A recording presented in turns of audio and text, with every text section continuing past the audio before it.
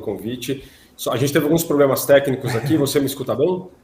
Te escuto perfeitamente, alto e claro. Inclusive, já começar falando contigo essa movimentação da Bolsa, tendendo a engatar o quinto pregão consecutivo de queda, né? Desde o começo de agosto, a gente vem vendo esse movimento de correção do Ibovespa, saída do capital estrangeiro, uma certa reação um pouco mais conservadora, referente a principalmente essas empresas ligadas ao consumo, reprecificação de taxa de juros. Como que você está vendo esses movimentos? Você acha que agosto tende a ser esse mês um pouco mais conservador, um pouco mais de realização de lucros por parte dos investidores? O que tem sustentado suas perspectivas para o Ibovespa, Adriano?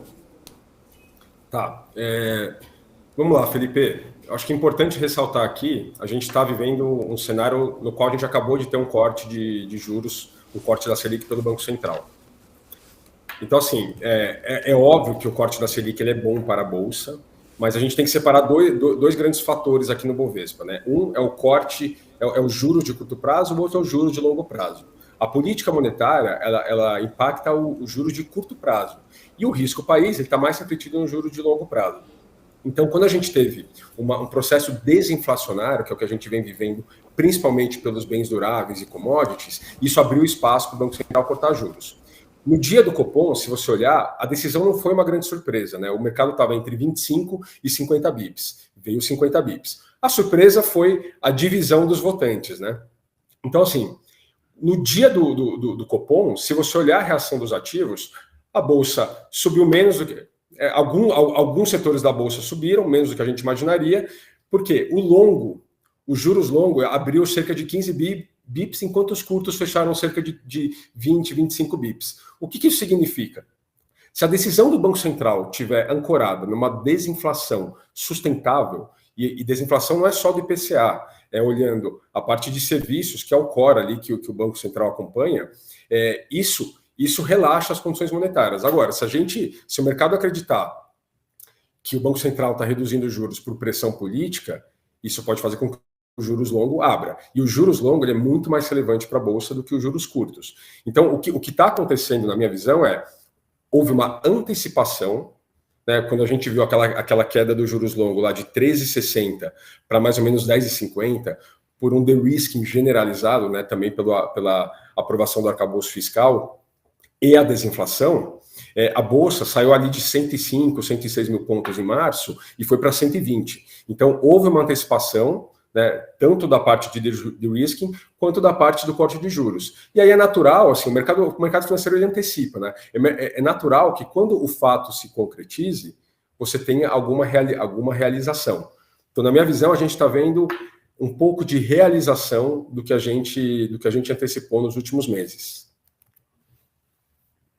Porque no pré-Copom, né, nos dias e algumas até semanas antes de efetivar esse corte de juros projetado pelo mercado, a gente se questionava aqui se ainda tinha prêmio, né? Seja na curva de juros, seja nos ativos mais sensíveis ao juro, se ainda tinha prêmio, né? Depois de queimar tanto prêmio, como você muito bem citou nessa resposta. Você ainda vê alguns prêmios para serem colhidos, principalmente nas empresas, já que a gente está falando do ambiente de bolsa, nesses ativos mais sensíveis a juros, como a gente fala de varejo, ou de repente construção civil, esse movimento efetivo de corte e essa realização no fato, enquanto houve, né, toda essa expectativa antes do Copom, você ainda vê que isso pode continuar melhorando o ambiente para o investidor, ainda ganhando alguns prêmios em cima dessas empresas, dessas companhias, nesse processo de corte de juro que tende a vir até ano que vem, quando chega num dígito? Sim, eu até trouxe alguns dados aqui, Felipe, vamos lá. Eu estava olhando os últimos, desde 2000, os últimos ciclos de corte de juros na Bolsa, né, no Brasil. E o que aconteceu com a Bovespa quando se iniciou o corte de juros? Então, praticamente em todos os ciclos de corte de juros, a Bolsa ela entrou em um rally sustentável de pelo menos 6 meses, 1 ano. Exceto em 2011, quando era o tombini do Banco Central, que a gente não tinha dados tão favoráveis de inflação, e aí os juros foi na marra ali para cerca de 6%, 7%, e a Bovespa saiu de 65 mil para 40 mil.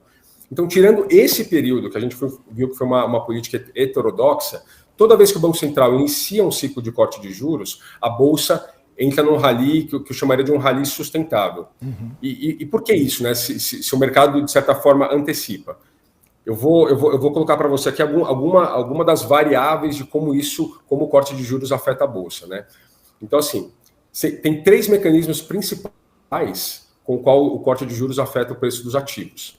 O primeiro deles é o que a gente chama de Net Present Value das companhias, né? É o valor presente de todo o fluxo de caixa de uma companhia que a gente desconta pela taxa livre de risco.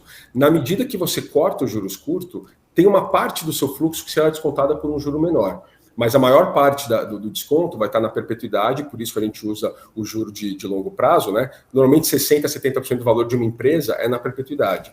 Então, o juro longo ele tem uma influência maior, mas o juro curto, sim, ele eleva o valor presente das companhias, né?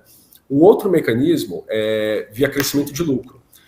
Se você olhar na Bolsa hoje, tem diversas empresas alavancadas. Eles aproveitaram aquele momento de juros perto de 2% e tomaram dívida, e boa parte dessas dívidas elas são atreladas ao CDI. Então, na hora que você sai de 2% de juro para 14%, quase 14%, isso teve um impacto no resultado financeiro relevante das companhias. Na hora que esse CDI começa a ser relaxado, a política monetária, você tem uma expansão de lucro por conta do resultado financeiro. E por último, que eu acho que é bastante fundamental aqui, é a parte de fluxo. Fala-se que Brasil é o país dos rentistas, e é verdade. É muito difícil você competir com juros de 14%, né? Poxa, é melhor você deixar ali aplicado em alguma coisa do Tesouro do que para a Bolsa. Uhum. Então, assim, a gente deve ver alguma migração relevante de pessoas físicas para a Bolsa.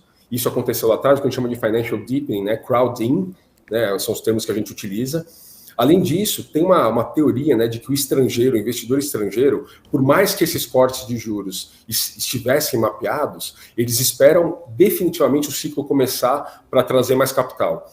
A gente viu recentemente, teve uma entrada de gringo, né, depois estancou um pouquinho, então a gente tem a expectativa de que o gringo possa voltar para a Bolsa.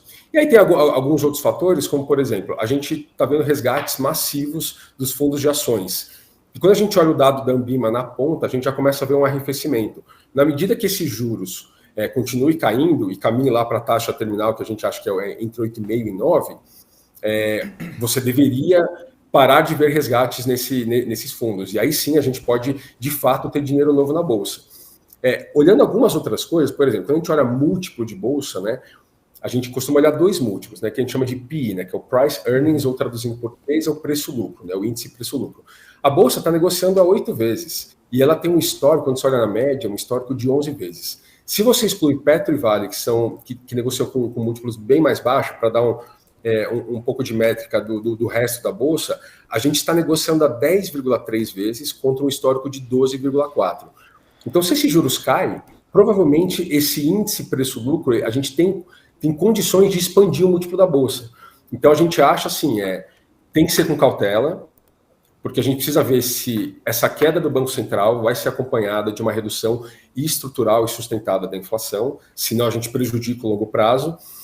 E a gente vai ver o que a gente deve ver. As empresas listadas continuam indo bem em crescimento de lucro, a gente pode ter o que a gente chama de re-rate, né, que é uma expansão de múltiplo, e isso provavelmente deve levar a Bolsa aí para 130, 135 mil pontos aí no final do ano ou no horizonte de 12 meses. Então a gente sim está animado, mas é muito importante escolher bem os cavalos que a gente vai surfar e sempre diversificar a carteira, Felipe.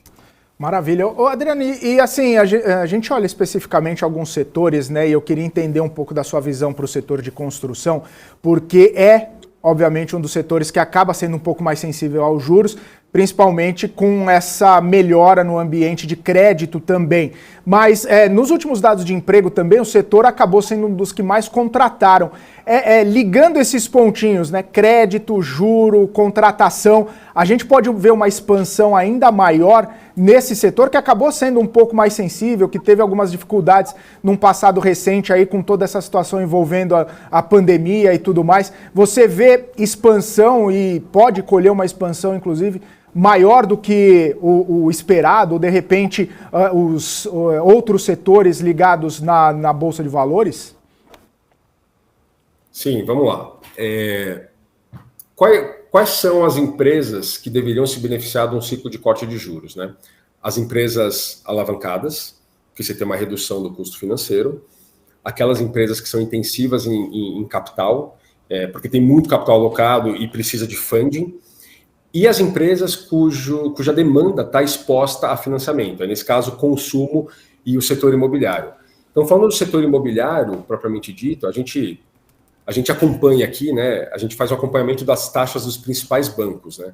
Uhum. Então, só como referência, né? Quando a gente olha o histórico da taxa de juros por financiamento do cliente final, ela chegou a bater cerca de 7, 8% ali no final de 2020, começo de 2021.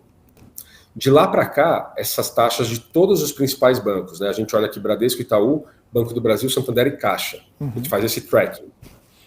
As taxas não pararam de subir, obviamente acompanhando de alguma forma a alta da Selic, e hoje elas estão rodando perto de 11% a 12%. Então, poxa, ele está falando de uma taxa que era 7, 8 para uma taxa de 11, 12.